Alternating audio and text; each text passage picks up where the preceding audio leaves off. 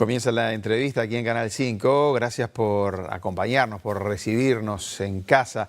Hoy vamos a volver a hablar de política con una mujer en este caso. Hay varias mujeres apuntando a cargos muy altos y es precisamente la situación que se da hoy con nuestra invitada, con Mónica Botero. ¿Cómo estás? Hola, ¿cómo estás? Candidata a vicepresidente por el Partido Independiente. Hay varias mujeres que están, precisamente estaba viendo las fórmulas ahí, ¿no? Aspirando a ser vicepresidente de la República, que no sé, 5 o 6, estoy pensando así, contando rápido, sí. No se daba tanto, ¿no? No. ¿Parte de los cambios estos que están habiendo? Yo lo interpreto como una demanda de la ciudadanía, ¿no? Ya hace tiempo que se vienen dando estudios, encuestas, donde la gente está reclamando más mujeres en lugares de decisión y en lugares visibles haciendo política.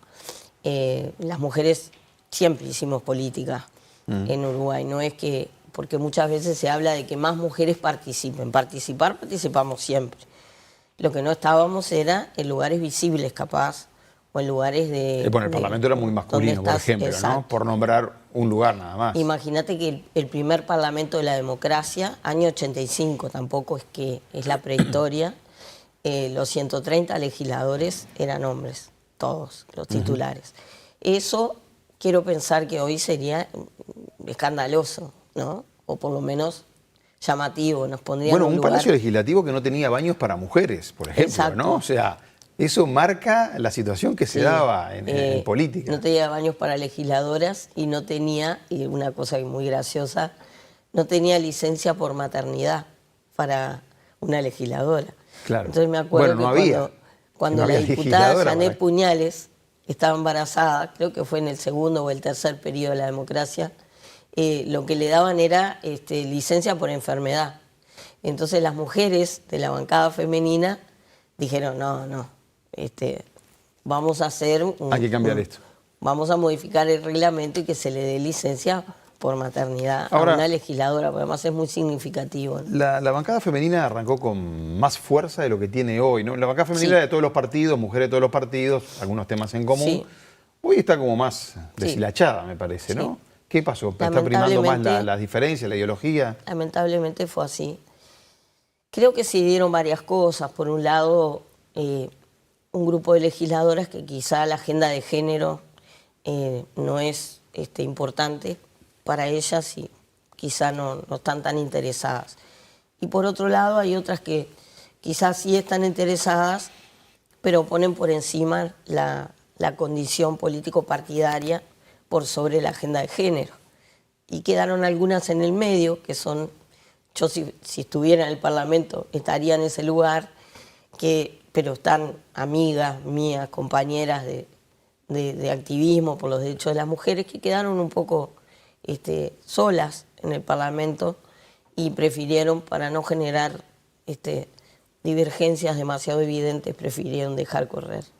No salió, por ejemplo, estaba pensando, la ley de paridad tampoco, ¿no? No salió. Siempre a último momento, ahí ¿estabas de acuerdo con esa ley? Porque no todas las mujeres tampoco la apoyaban. Lo de la cuota, me acuerdo, no todas estaban de acuerdo. Yo a nivel personal estoy de acuerdo con la paridad, pero no es una resolución que haya tomado ni mi partido ni ningún partido orgánicamente.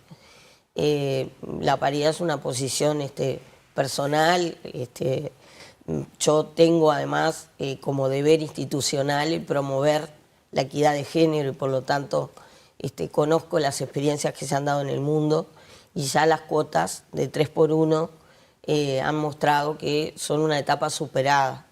Además, la legislación, la ingeniería electoral en Uruguay no habilita mucho a que una cuota de 3x1 pueda lograr llevar a una mujer, sobre todo en el interior, al Parlamento.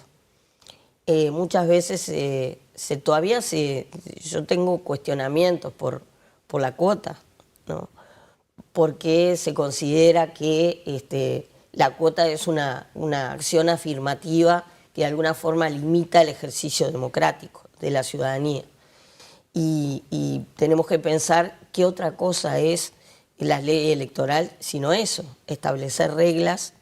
Incluso hay acciones afirmativas, por ejemplo, en leyes electorales para el interior, para garantizar una pluralidad en el número de diputados que no necesariamente está relacionado con su población. Sí, que cada departamento tenga dos legisladores, por ejemplo. Se quiere garantizar que haya una representación. Y en este caso me parece que tratándose del 52% de la población se podría pensar en algo así. Pero bueno, en un momento va a salir. Igual estamos hablando, después nos vamos a meter en otros temas más de hoy, ¿no? Y lo que propone el Partido Independiente, pero me quedo un minuto más en esto porque me había llamado la atención preparando la entrevista que tú estás en el grupo de mujeres que dejó de ir a la marcha del 8 de marzo, una de las marchas más grandes que hay. ¿Y por qué eso? Bueno, yo no me siento representada en ninguno de estos años. Primero, fue una forma de protesta personal que no sé si le interesa a alguien, pero la democracia y la lucha por los derechos se hace así, son sumas de actitudes personales. Cuando empezamos a sentir hostilidad, cuando el 8 de marzo del 20, con un gobierno que hacía una semana que había asumido, fuimos con todo el entusiasmo, las mujeres de los partidos de la coalición, y algunos varones también, porque Pablo Mieres desde que existen las marchas del 8 de marzo, acompaña. Sufrimos hostilidad, insultos, habían carteles, poniendo disparates sobre la vicepresidenta, que es una de las siempre principales impulsoras de este tipo de manifestaciones y que ha defendido, además, poniendo muchas veces en juego su carrera política, ha defendido medidas de igualdad de género. Me parecía muy injusto tener que sufrir esa hostilidad y esa intolerancia. Yo por los derechos de las mujeres hace 35 años que milito y que me la he jugado poniendo en juego cosas vinculadas en mi trabajo privado, hoy en mi lugar en la política. Ir o no ir el 8 de marzo no me cambia mi compromiso, pero sí es una forma de protestar porque me parece que las proclamas deben ser inclusivas, nos deben incluir a todos los partidos y a todas las mujeres. Y yo no Ahí está pesando más la ideología que el reclamo femenino, digamos. Exacto. Hay algo de eso. Vamos a uno de los temas políticos del día. Hoy el Parlamento, porque se da pocas veces, ¿no? El Parlamento hoy le saca los fueros a un legislador. En realidad el legislador también renunció obligado por las circunstancias. Estoy hablando de Charles Carrera. El Partido Independiente no está en el Senado de la República en esta legislatura, que fue donde se debatió. ¿Cómo lo vieron ustedes toda esta situación? Y bueno, creímos que lo que sucedió es lo que tenía que suceder. El senador Charles Carrera tuvo ya hace tiempo que viene en un proceso donde había evidencias de que había cometido algunas irregularidades y que está muy bien que cuando pasan esas cosas el Senado de la República, el Parlamento de la República, habilite a la justicia a que pueda investigar y seguir el proceso. Nosotros estamos completamente de acuerdo. El tema plebiscito de la seguridad social, ustedes están ahí trabajando bastante con esa bandera. Sí. Pablo Mieres, por ejemplo, recorre el país. Para nosotros para el Partido Independiente es un compromiso. Primero porque, Pablo, siendo ministro de Trabajo, fue uno de los principales impulsores de la reforma de la seguridad social. Estuvo desde el primer momento, cuando se hizo, porque ya se hizo, una gran reunión con todos representantes de todos los partidos y donde se escuchó a todas las gremiales y a todas las organizaciones sociales que quisieron opinar. Y esto se hizo, duró casi 2 años ese proceso. La ley el Frente Amplio propone volver a hacer eso, digamos, cuando esto ya se hizo. Y además ya sabemos, es viejo la política uruguaya, que cuando uno no se quiere meter en un tema o no se quiere jugar mucho, dice vamos a hacer un gran acuerdo nacional para lograr tal cosa. Este es un momento en el que el país lo que necesita es que se diga que esta reforma está poniendo en riesgo la economía del país, la credibilidad del país, el futuro del país, el futuro de los jóvenes. Se está rifando las políticas sociales que tenemos que continuar y que tenemos que profundizar, pero que con la demanda económica que va a implicar esta reforma, si se consigue, va a ser imposible. El país va a quedar en una situación de déficit absolutamente insostenible, donde va a llegar a cifras siderales, donde va a haber que aumentar impuestos, venga el gobierno que venga. Entonces, nos parece que más allá del cálculo político, más allá de que todas las reformas de la seguridad social y este plebiscito es antipático de explicar por qué quienes lo promovieron desde una minoría del PIT-CNT, porque no es todo el PIT-CNT, nosotros sabemos que hay una buena parte de la dirigencia. Bueno, pero hoy salió el presidente del PIT-CNT a hablar, a hacer una conferencia, a defender el plebiscito. Está bien, digo, ¿no? está bien, pero en el momento que se votó, se aprobó por muy poquitos votos en la interna del PIT-CNT, o sea que no todos están, no hay unanimidad. Yo sé que a la gente del Partido Comunista le encanta querer mostrar unanimidades, las unanimidades en general no existen, la democracia en el PIT-CNT tampoco existen, y se logró porque un grupo de radicales promovieron esto y el Partido Comunista no se quiso quedar atrás y terminó apoyando, pero sabemos cómo salió. Es de una enorme irresponsabilidad. Ya lo dijeron los 112 economistas del Frente, o cercanos al Frente, que esto es una irresponsabilidad y que sería un desastre para el país. Lo dijo el propio expresidente Mujica, en un momento de enorme sinceridad que agradecemos podría caer en todos. un caos, dijo Mujica. Exacto. Entonces, el tema es que por el otro lado, los argumentos que se usan, que son engañosos, son fáciles y son bueno, bonito y barato. Bueno, son atractivos, y eso ¿no? Atrae. Jubilarse a los 60 te vas a poder años, jubilar a los 60, lo vas a tener en la jubilaciones. Constitución y te van a aumentar la jubilación.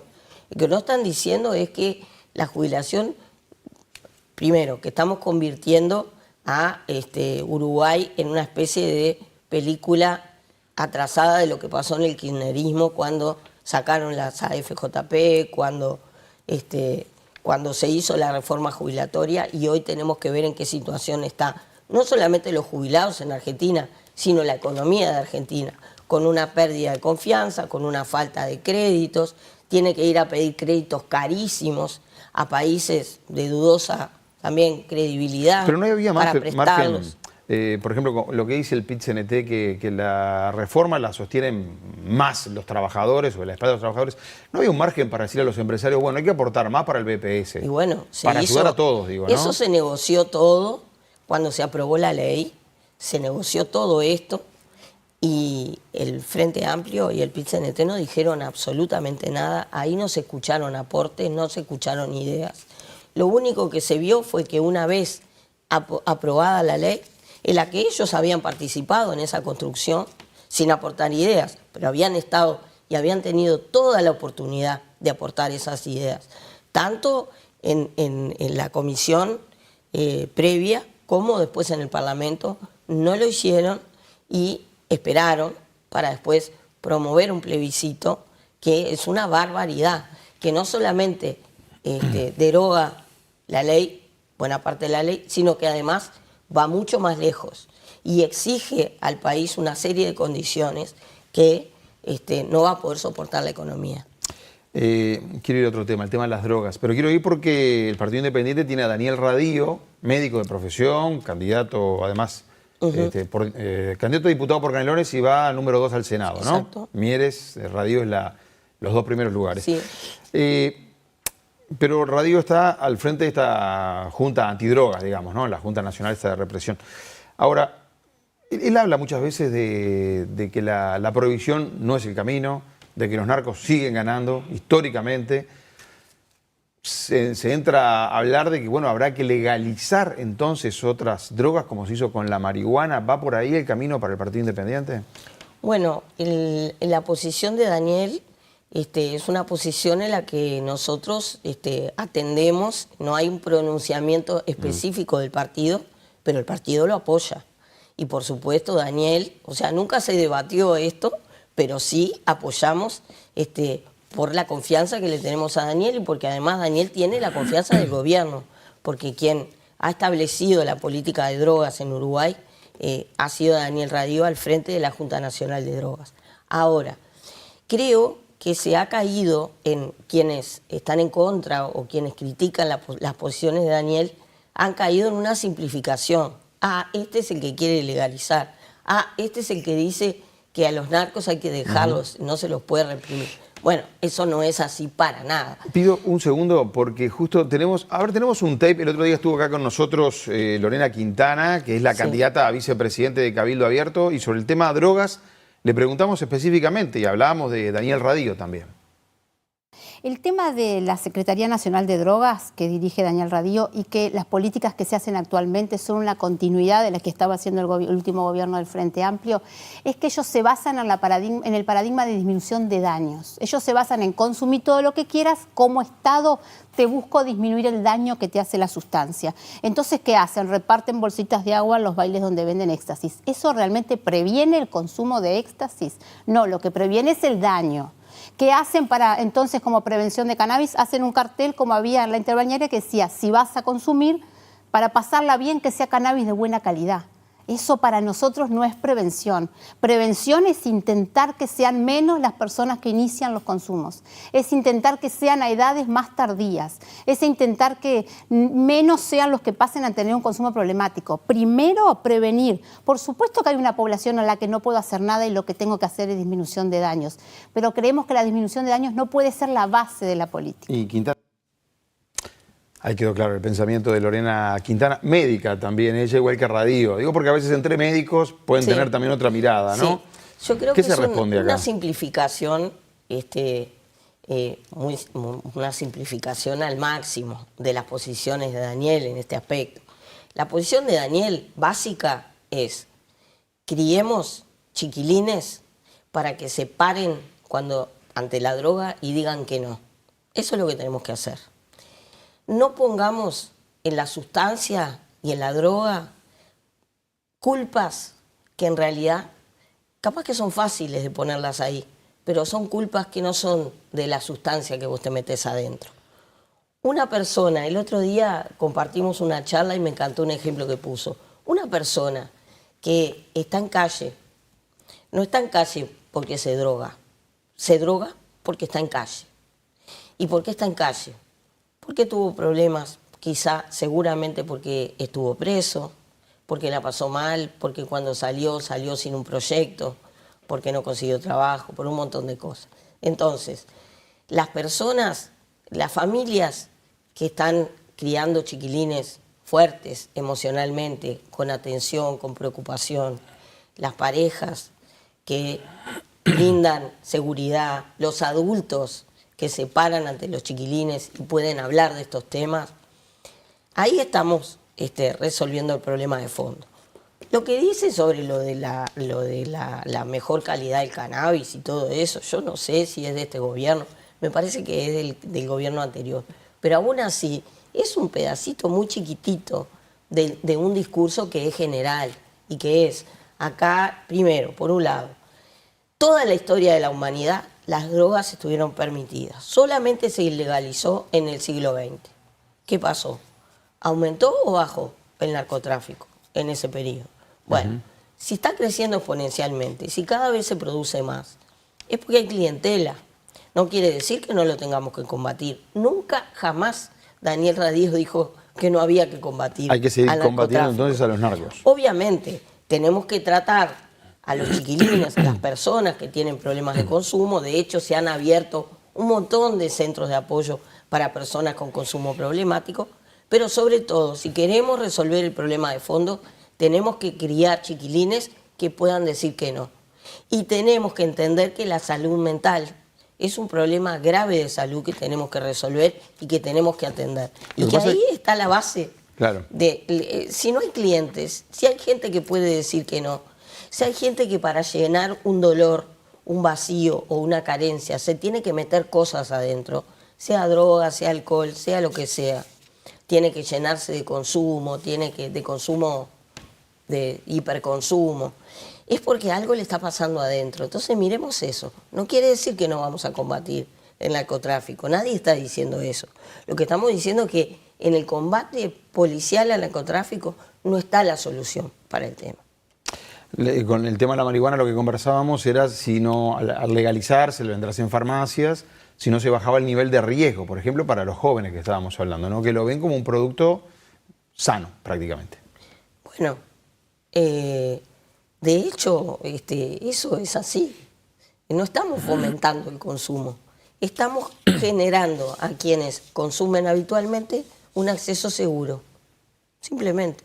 Pero esa es una parte de la política de drogas, no es todo, ni es el centro, ni mucho menos la bolsita de agua es el centro de la política de drogas. El Partido Independiente, una de las banderas que está levantando con más fuerza ahora de cara a estas elecciones es tratar de bajar la pobreza infantil.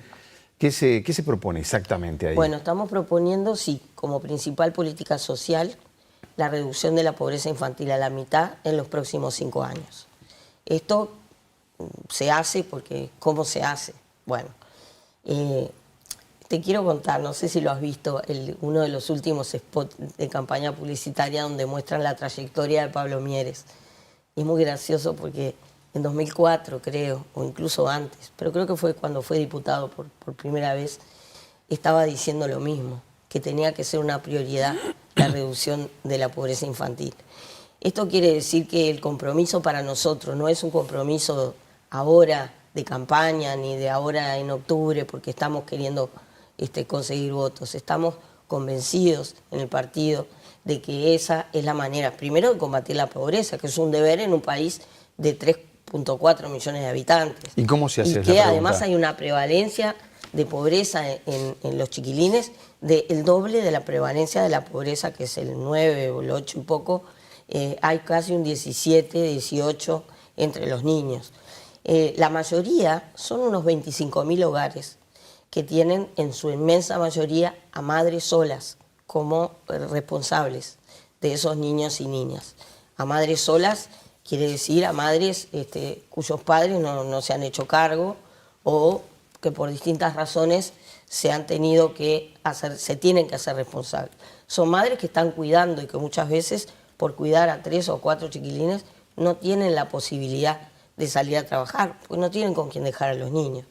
Entonces viven en ese círculo de pobreza donde esos niños y niñas terminan creciendo en situaciones que no son las mejores y que después llevan a otra segunda prioridad, que es la que tenemos, que es profundizar la transformación educativa y considerarla como un proceso permanente. La transformación educativa no puede ser, mirá, la vamos a hacer, ya la terminamos. En el mundo de hoy la transformación educativa tiene que ser una cosa que no pare nunca. En este país la educación para nosotros es la respuesta a los dos problemas principales que quizás están planteados en esta campaña y en cualquier diagnóstico que tiene el Uruguay. Uno, la seguridad, que tenemos que mejorarla por un montón de motivos y tenemos también nuestras propuestas. La principal es trabajar en las cárceles. Primero, que la policía vuelva a los barrios y segundo, trabajar adentro de las cárceles. Si no reducimos ese 70% de reincidencia que tenemos, va a ser imposible que reduzcamos los problemas de seguridad. Si esto es un entra y sale, o si lo único que queremos es empezar en dar palo y meter gente para adentro de las cárceles, eso no ha resuelto en ningún país los problemas de seguridad. Lo que lo ha resuelto es ver qué haces vos adentro de la cárcel con las personas que están ahí y cómo salen, cómo ayudás a que cuando salgan mejor que como entramos. Por supuesto que también tenemos proyectos. O sea, para eso hay que reforzar la educación, con recursos, con recursos humanos. Porque un chiquilín que te termina hoy, la mitad de los chiquilines no terminan sexto año de secundaria antes de los 20 años. Y en las zonas de mayor vulnerabilidad, solo 2 de cada 10 terminan sexto año de liceo antes de los 20 años. Sí, sí. Un chiquilín que te terminó el proceso educativo, es muy poco probable que se enganche en un contexto de criminalidad. O es un chiquilín que va a pensar que él o ella pueden alcanzar una vida mejor y pueden tener una esperanza y una proyección en formarse en un oficio, en iniciar una vida profesional y en adoptar la filosofía de que el estudio y el trabajo son el camino para seguir adelante. Con eso, por supuesto, que tenemos propuestas educativas que tienen que ver con generar centros educativos, porque tampoco hay que echarle la culpa a los chiquilines del abandono. Hay muchos que dicen, desertan porque no saben estudiar, se aburren con cualquier cosa. No es verdad.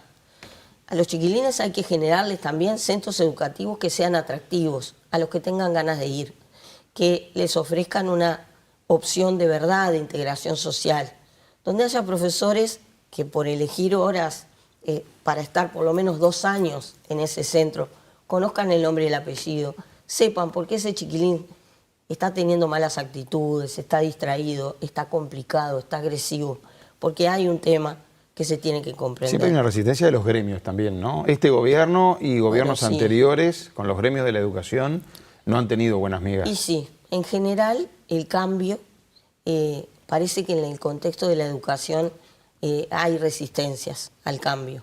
Es muy difícil cuando en el mundo de hoy las demandas, por ejemplo, concebir que la educación es un proceso para formar personas para el mundo del trabajo y los desafíos de hoy, hay hasta un prejuicio ideológico en aceptarlo.